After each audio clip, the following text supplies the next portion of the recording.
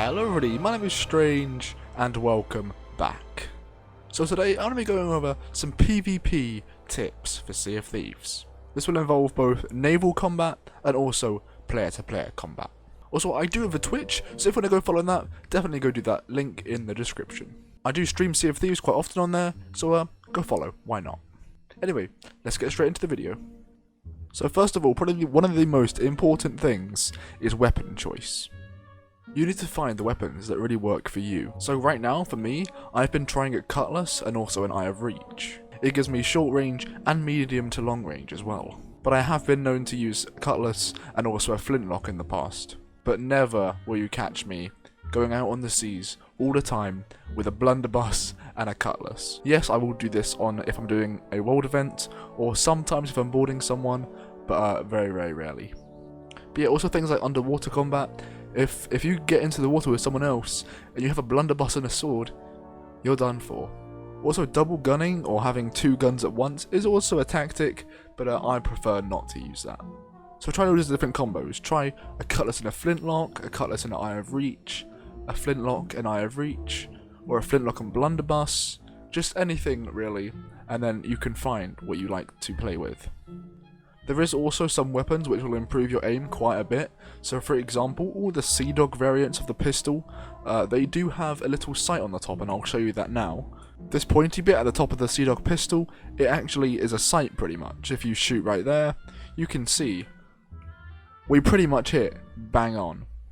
And yes, I was standing right near it, but the other ones sort of have an offset sometimes. So for example, let's go with the Parrot Flintlock, and you can see it's very hard to aim. But let's try and go for the middle.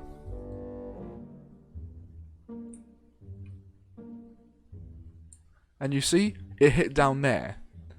So definitely the Sea Dog pistol is definitely quite a good option.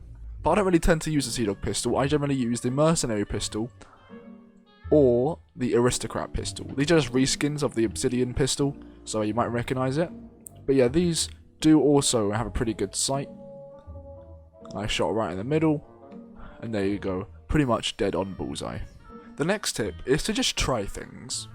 So for example, if you're by yourself, you're solo slooping, and you see a skelly fleet in the sky, my advice is to just go try it. Sell any of your stuff. If you have anything, just sell it, and then you have absolutely nothing to lose.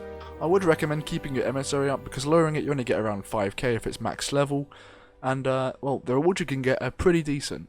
So they do take quite a while, especially the skelly fleet, but definitely test yourself, because I did the Skelly Fleet once and I was solo slooping. I had no expectations to complete it, and I just did it. I somehow did it by myself, and this was a while back, so I wasn't very good at the game back then. But somehow I managed to come out successful, so just try things. That's this tip. You might really surprise yourself of what you're capable of. The next tip is pretty simple, and it's just to try arena mode.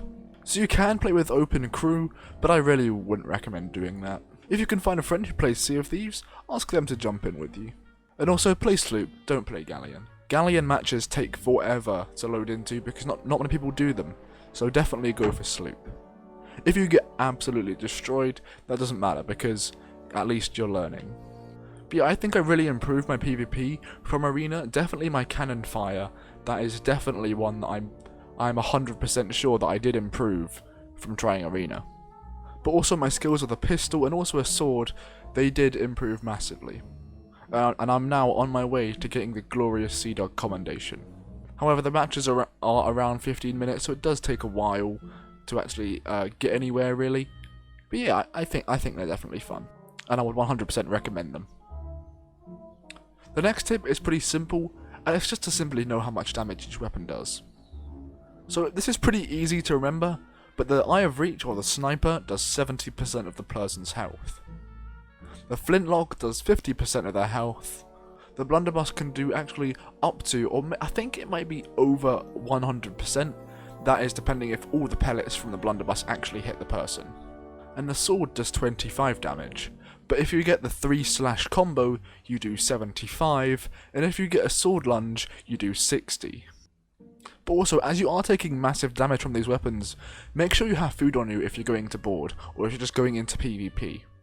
Because being stuck with no food on low health is absolutely awful. Even if it is just like something like coconuts, they do restore 30% of your health, so 2 of them could be 1 sword lunge. The last tip is to just count how many bullets everyone has.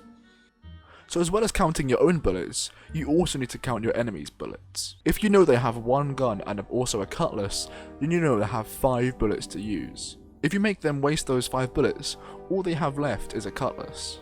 And that means you can go in for your attack and finish them off. This is especially effective for people with blunderbuss and cutlass, as blunderbuss has awful range. And people generally try to blunder snipe with it, which is a really stupid tactical move, so yeah. If they get all their bullets out at a long range, all they have left is a sword, and if you're in the water, you can literally just snipe them off, or shoot them with a flintlock, and they're done for. But also keeping an eye on your own ammo is also very important. You really don't want to hear the dreaded clicking sound when you go into a fight. But also, yeah, watch out for the clicking sound when you're fighting enemies, because that means they have no ammo left. But do watch out, if there is a double gunner, they will have 10 bullets in total, 5 in each gun, so make sure you count them too. Anyway, thanks for watching today's video. If this video did help you out in any way, then definitely subscribe and also like the video. Anyway, I'll see you next time. Goodbye.